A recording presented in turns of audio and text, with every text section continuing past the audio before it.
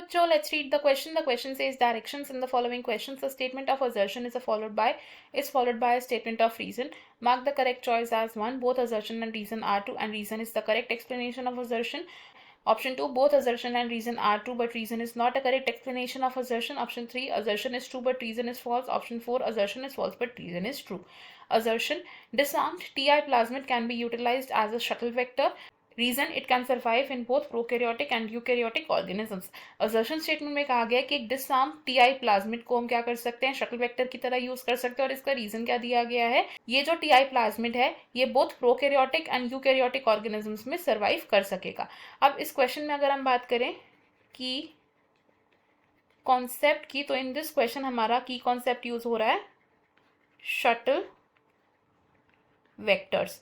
अब समझते हैं शटल वेक्टर्स क्या होते हैं. तो वेक्टर्स की अगर हम बात करें तो वेक्टर्स क्या होते हैं हमारे, ये वो एजेंट्स होते हैं जो जीन्स को कैरी करते हैं इन द होस्ट सेल. और शटल वेक्टर्स क्या होते हैं, शटल वेक्टर्स होते हैं वो वेक्टर्स जिसमें कि दो होस्ट स्पीशीज की ओराई साइट प्रेजेंट होती है. तो दे हैव ओराई साइट, यानी कि origin of replication site for two host species. अब सबसे पहले अगर हम बात करें टीआई प्लाज्मिड की, for Ti plasmid. Ti plasmid क्या होता है, ये है हमारा ट्यूमर इंड्यूसिंग प्लाज्मिड. और इस प्लाज्मिड को हम कहां से आइसोलेट करते हैं, it is isolated from agrobacterium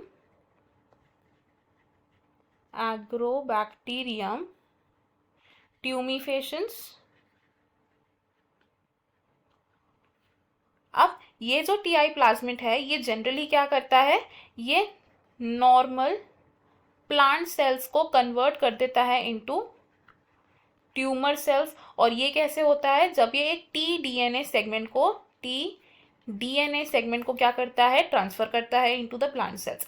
अब इस टी डीएनए सेगमेंट को जब हम टीआई प्लाज्मिड से रिमूव कर देते हैं, इट इज रिमूव. तो टी डीएनए को जब हमने रिमूव कर दिया तो इस तरीके के मॉडिफाइड टीआई प्लाज्मिड को हम क्या कहेंगे, इस प्लाज्मिड को हम कहेंगे कि हमने इसको क्या कर दिया है, डिसआर्म कर दिया है, यानी कि अब ये हार्मफुल इफेक्ट्स को कॉज नहीं करेगा. और इस डिसआर्म्ड टीआई प्लाज्मिड को हम यूज कर सकते हैं एज अ शटल वेक्टर. क्यों बिकॉज इसमें क्या प्रेजेंट होते हैं, ori site for two host species. और वो दो होस्ट स्पीशीज कौन कौन सी है, first is a prokaryotic bacterium और सेकंड क्या है, second is eukaryotic organism which is plant. इस तरीके के वेक्टर को हम क्या बोल सकते हैं, बाइनरी वेक्टर भी बोल सकते हैं. तो अगर हम अपने स्टेटमेंट्स देखें तो इसमें से हमारी असर्शन स्टेटमेंट करेक्ट है कि डिसआर्म्ड टीआई प्लाज्मिड को हम शटल वेक्टर की तरह यूज कर सकते हैं, एंड इसका रीजन भी करेक्ट है, एंड रीजन करेक्टली एक्सप्लेन भी कर रहा है असर्शन को. तो हमारा जो आंसर है that will be option number 1.